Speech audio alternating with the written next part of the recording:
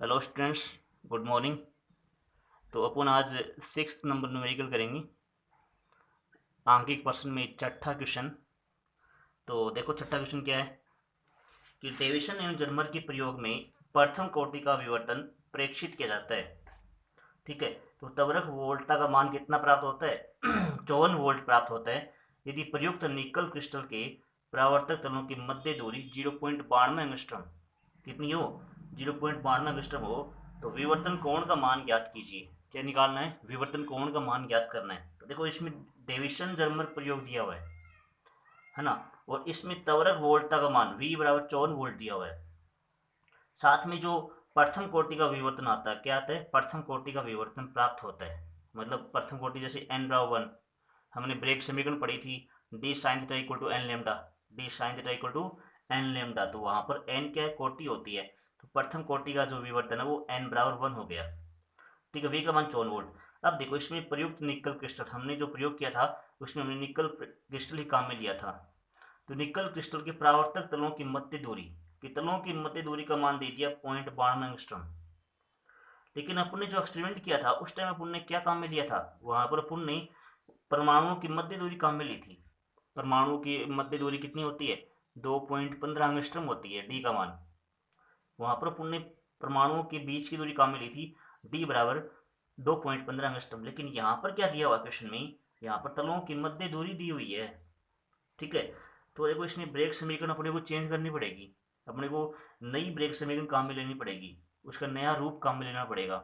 क्योंकि यहाँ पर तनों की मध्य दूरी दी हुई है और विवर्तन कोण का मान निकालना है। और वहां पर अपन ने क्या काम में लिया था? परिकीर्णन कोण काम में लिया था, थीटा। वहां पर d sine theta equal to n lambda. वहां पर थीटा क्या होता है? परिकीर्णन कोण होता है। और थीटा का मान कितना आया था? वहां पर 50 डिग्री आया था। और वी बराबर 54 वोल्ट पर आया था। ठीक है। तो यहाँ पर जो मेन बात है वो ब्रेक समीकरण की है। तो कौन सी ब्रेक समीकरण काम में लें? देखो ब्रेक समीकरण के दो रूप होते हैं। एक तो होती है d sine theta equal to n lambda, d sine theta equal to n lambda जो कि अपन ने काम में ली थी। और दूसरी होती है two d sine phi equal to n lambda. तो देखो इसमें से कौन सी काम में आएगी? देखो यहाँ पर तो मैं लिख देता हूँ यहाँ पर। तो ब्रेक समीकरण जो होती है वो दो प्रकार की होती है। ये ब्रेक समीकरण जो है ना, ब्रेक समीकरण वो दो प्रकार की होती है। कौन सी होती है? एक तो होती है d sine theta equal to n lambda. और एक होती है two d sine phi equal to n lambda. ठीक है। अब देखो यहाँ पर जो है, यहाँ पर जहाँ डी क्या है, यहाँ पर डी का मतलब क्या होगा? परमाणुओं के बीच की दूरी जो कि अपन ने काम में ली थी। परमाणुओं की बीच की दूरी जो कि अपन ने 2.15 एंगस्ट्रॉम काम में ली थी। तो यहाँ पर कोई जरूरी नहीं कि 2.15 एंगस्ट्रॉम ही हो। सब क्रिस्टलों के लिए इसका मान अलग अलग होता है। थीटा का मान कितना है? परिकीर्णन कोण थीटा का मान निकल क्रिस्टल के लिए इसका मान कितना आया था? 50 डिग्री आया था परिकीर्णन कोण। तो यहाँ पर जो है ना डी का मान कितना होता है? यहाँ पर डी का मतलब होता है तलों की मध्य दूरी, तलों के बीच की दूरी, तलों के मध्य दूरी। ये यहाँ पर जो डी होती है वो तलों की मध्य दूरी होती है। और यहाँ पर फाई क्या होता है? विवर्तन कोण। फाई यहाँ पर क्या होता है? विवर्तन कोण होता है, विवर्तन कोण। ठीक है। और एन तो वही कोटि है। एन यहाँ पर क्या है? कोटि है। एन यहाँ पर भी क्या है? कोटि है। और लेमडा तरंग दैर्ध्य दोनों में सेम रहेगा। ठीक है। अब देखो जहाँ पर ना इसमें दोनों में संबंध भी होता है, थीटा और फाई में संबंध क्या होता है? देखो इसमें डायग्राम बना लो आप। डायग्राम से आप समझ सकते हो। जैसे कि कोई ये निकल क्रिस्टल है और इस पर इलेक्ट्रॉन आपतित हो रहा है। जैसे कि कोई निकल क्रिस्टल है और इस पर ये इलेक्ट्रॉन आपतित हो रहा है। और आपतित होने के पश्चात ये परावर्तित हो रहा है, परावर्तित। तो जो ये वाला कोण होता है, ये वाला कोण, ये थीटा होता है। ये होता है परिकीर्णन कोण। परिकीर्णन कोण ये वाला क्या होता है? परिकीर्णन कोण। और ये वाला क्या होता है? फाई। ये होता है विवर्तन कोण। क्या होता है? विवर्तन कोण। ठीक है। तो देखो इस क्वेश्चन में क्या दिया? इस क्वेश्चन में अपने को दिया हुआ क्या है? इस क्वेश्चन में अपने तलों की मध्य दूरी दी हुई है और विवर्तन कोण का मान पूछा है। तो विवर्तन कोण फाई पूछा है और तलों के बीच की दूरी दी हुई है डी। ठीक है। तो अपने को यहाँ पर two d sine phi equal to n lambda ये वाला फॉर्मूला काम में लेना पड़ेगा। ठीक है। तो इसको आप ब्रैकेट में बंद कर सकते हो इसको आप। ठीक ठीक है, तो ये आपको याद होना चाहिए।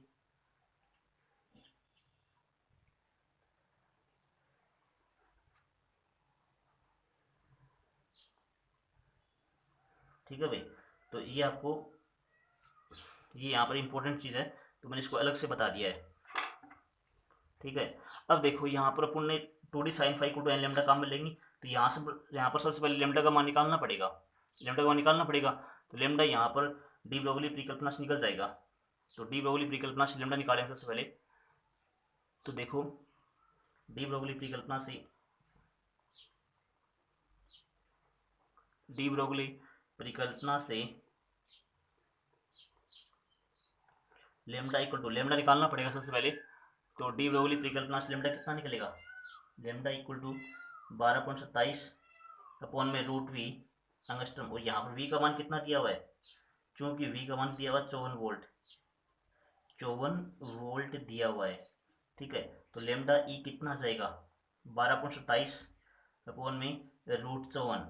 ठीक है, अपॉन में √54, तो एंगस्ट्रम में आंसर आएगा। तो आपको पता होगा शायद, आपने ये प्रयोग पढ़ा था उस टाइम, आपने जब ये प्रयोग पढ़ा था तो उस टाइम अपन डी ब्रोगली परिकल्पना से इसका सैद्धांतिक मान निकाला था। तो उस टाइम हमने सैद्धांतिक मान निकाला, तो उस टाइम कितना आंसर आया था, 1.67 आंसर आया था, आपको यदि याद हो तो 1.67 ये वाला आंसर आया था। तो डेविसन जर्मर प्रयोग के अंतर्गत ये वाला आंसर, तो लेमडा निकाल लिया। अब इसमें ब्रेक समीकरण ये वाली काम में लेंगे, 2d sine phi equal to n lambda वाली काम में लेंगे यहाँ पर। ठीक है, तो यहाँ पर देखो 2d sine phi equal to n lambda, तो ब्रेक समीकरण अप्लाई करेंगे यहाँ पर। तो ब्रेक समीकरण आप अप्लाई कर दो, और दिया अपने पास क्या है, दिया है d बराबर 0.92 एंगस्ट्रॉम दिया हुआ है, एन का मान 1 दिया हुआ, प्रथम कोटि ना, एन का मान 1 दिया हुआ है, प्रथम कोटि है। तो और लेमडा का मान निकाल चुके हैं अपन, और फाई का मान निकालना अपने को। तो फाई अपने को निकालना है, विवर्तन कोण का मान निकालना है। ठीक है, तो ब्रेक समीकरण आप काम में लो यहाँ पर, ब्रेक समीकरण 2d sine phi equal to n lambda, ये वाली काम में आएगी यहाँ पर 2d साइन फाई, क्योंकि यहाँ पर डी तलों की मध्य दूरी दी हुई है और फाई यहाँ पर विवर्तन कोण ज्ञात करना है, तो इसमें ये वाली सेकंड वाली समीकरण काम में आएगी। तो इसमें आप निकाल सकते हो यहाँ से, देखो अब, तो आप मान रख दो 2dd का मान कितना, 0.92, 0.92 एंगस्ट्रम, 0.92। चलो पहले बाद में रख देंगे, पहले आप साइन फाई का मान निकाल लो। साइन फाई कितना जाएगा, एन लेमडा अपॉन में, ये 2d इसके भाग में चला जाएगा 2d। अब मान रख दो आप, तो sine phi equal to, sine phi equal to n का मान 1, लेमडा का मान निकाल चुके हैं, लेमडा का मान निकाला था अभी अभी अपन ने 1.67, 1.67 एंगस्ट्रम में, और 2dd का मान निकाला था अभी अभी, डी का मान आया था 0.92 एंगस्ट्रम, ये कट जाएगा एंगस्ट्रम, और ये पॉइंट हट जाएगा, तो कितना बचेगा, तो 1.67 अपॉन में 2 इंटू 92, और ये 167, ये 2 में 4, 9 2 18, जब गुणा भाग करोगे ना तो कितना आंसर आएगा, 0.90 आंसर आएगा। तो साइन फाई इक्वल टू कितना आ गया, 0.90 आंसर आ गया। तो साइन कितना डिग्री का मान होता है, साइन फाई इक्वल टू, ये साइन 65 डिग्री का मान होता है, कितना होता है, साइन 65 डिग्री का मान ये वाला होता है, साइन 65 डिग्री। तो यहाँ से फाई बराबर कितना आ जाएगा, 65 डिग्री आ जाएगा, ये इसका आंसर है यहाँ पर। ठीक है भाई, तो अपन ने ये वाला क्वेश्चन कर लिया, बहुत अच्छा क्वेश्चन था। अब अपन नेक्स्ट क्वेश्चन करेंगे। ठीक है, अब देखो नेक्स्ट क्वेश्चन क्या है, बहुत अच्छा क्वेश्चन है, ऐसे क्वेश्चन एग्जाम में आते भी हैं। देखो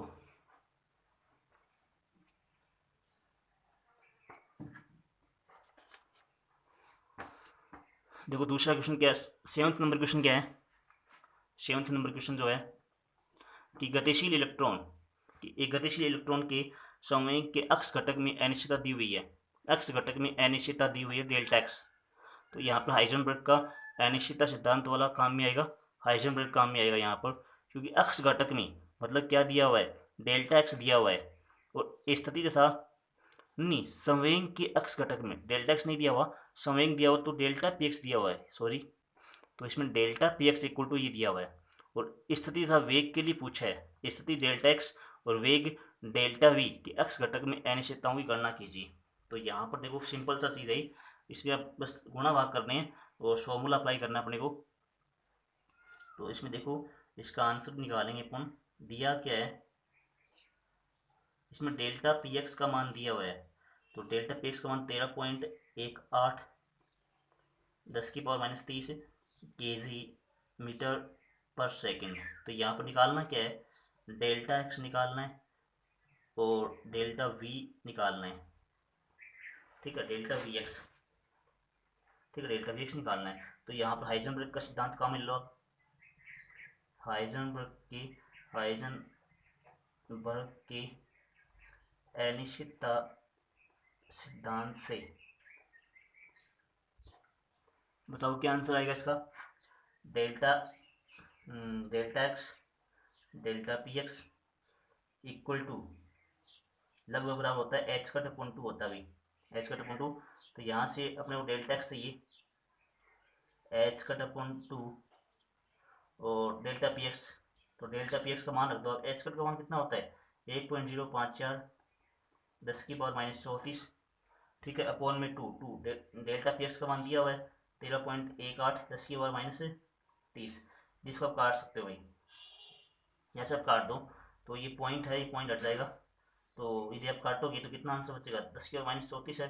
तो ये काटोगे तो कितना बचेगा 10⁻4 बचेगा ऊपर देखो। तो डेल्टा एक्स कितना आ जाएगा, डेल्टा एक्स इक्वल टू, इसको आप भाग डिवाइड भी कर दो, तो डिवाइड करो कितना आंसर आएगा, इसको आप डिवाइड कर दो तो 0.5 2×10 2 दूनी 4 2 7 14 अपॉन में 2 से डिवाइड कर दिया मैंने इसको, और 13.18 और 10⁻4। ठीक है, ये पॉइंट हटा दो आप, तो पॉइंट हटाओ 10⁻2 और ये पॉइंट हटाओ 10⁻3, 10⁻2 10⁻10 कट जाएगा ये। तो यहाँ से 10 बचेगा, 10 बचेगा यहाँ से, और 10 बचेगा तो इससे 10 ऊपर जाएगा। तो देखो क्या बन जाएगा 527 13 1 8 और 10⁻5 बन जाएगा। यदि इसको आप